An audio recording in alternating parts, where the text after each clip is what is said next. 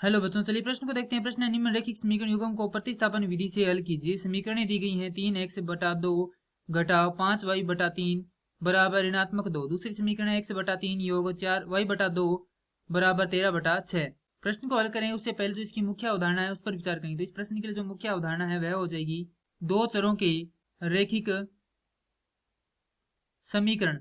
तो वे समीकरण जो ax योग by योग c बराबर 0 के रूप के हो, दो चरों के रैखिक समीकरण कहलाते हैं। क्योंकि इसमें दो चर, एक तो x है दूसरा y है। अब समीकरण दी गई है उन्हें लिखते हैं। तो समीकरण पहली है 3x बटा 2 घटाव 5y बटा 3 बराबर ऋणात्मक 2। हल करेंगे तो यहाँ पर लघुत्तम आ जाएगा 6। तो यह हो जाएगा 9x घटाव 10y बराबर ऋणात्मक 2। हल करेंगे तो प्राप्त होगा 9x घटाव 10y बराबर ऋणात्मक 12। समीकरण संख्या 1। अब दूसरी समीकरण दी गई है x बटा 3 योग y बटा 2 बराबर 13 बटा 6।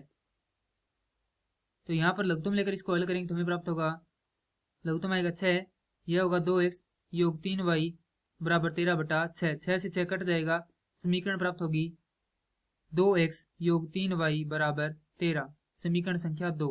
अब क्या करना है, प्रश्न को हल करना है। तो प्रश्न में शब्द दिया गया है प्रतिस्थापन। तो प्रतिस्थापन दो शब्दों से मिलकर बना है। पहला है प्रति और दूसरा है स्थापन।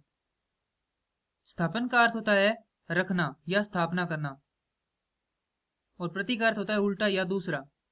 तो इसका अर्थ हो जाएगा किसी एक समीकरण के एक चर का मान अर्थात x या y का मान निकालकर दूसरी समीकरण में रखना और फिर दूसरे चर का मान निकालना क्या कहलाती है, प्रतिस्थापन विधि कहलाती है। तो यहां से क्या करेंगे, समीकरण 1 से हम x का मान निकालेंगे। समीकरण 1 से x का मान आएगा हमारे पास 9x बराबर ऋणात्मक 12 योग 10y।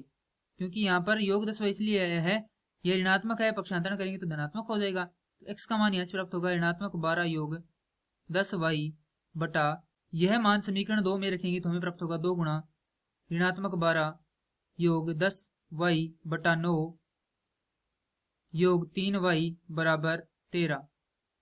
हल करेंगे तो प्राप्त होगा ऋणात्मक 24 योग 20y योग 27y बराबर 13। और यहाँ पर हमने क्या किया, इसको लघुत्तम लेकर हल किया। लघुत्तम लेकर हल किया तो यहाँ पर 2 का पहले अंदर गुणा किया, उसके बाद लघुत्तम लेंगे तो यहाँ पर 9 का 9 में भाग देंगे, हमें प्राप्त होगा 1 प्राप्त होगा। तो हमने यहाँ पर यह पूर्ण संपूर्ण पद को है वैसा का वैसा ही लिख दिया। उसके बाद यहाँ पर 1 है, 1 का 9 में भाग देंगे 9 प्राप्त होगा। 9 का गुणा 3 से करेंगे तो हमें प्राप्त होगा 27 बराबर है 13। हल करेंगे तो हमें प्राप्त होगा ऋणात्मक 24 योग 20y योग 27y बराबर 117। हल करेंगे तो प्राप्त होगा 47 y बराबर 117 योग 24। तो यह होगा 47y बराबर 141। तो y का मान हमारे पास यहाँ से प्राप्त हो जाएगा 3। अब यह y का मान हम किसी भी समीकरण में रखकर x का मान निकाल सकते हैं। तो समीकरण 1 से यहाँ पर लिखेंगे, समीकरण 1 से 9x घटाव 10 गुणा 3 बराबर ऋणात्मक 12। तो 9x बराबर हमें प्राप्त होगा ऋणात्मक 12, यह हो जाएगा योग 30। तो 9x बराबर 18, x का मान हमारे पास यहाँ से आ जाएगा 2। हमें प्रश्न में कहा गया था कि निम्नलिखित समीकरण युग्म को प्रतिस्थापन विधि से हल कीजिए। तो प्रतिस्थापन विधि से हल करने पर हमारे पास जो हल प्राप्त होते हैं वह होते हैं x बराबर 2 और y बराबर 3। मैं आशा करता हूँ कि यह प्रश्न आपको समझ में आया होगा। धन्यवाद।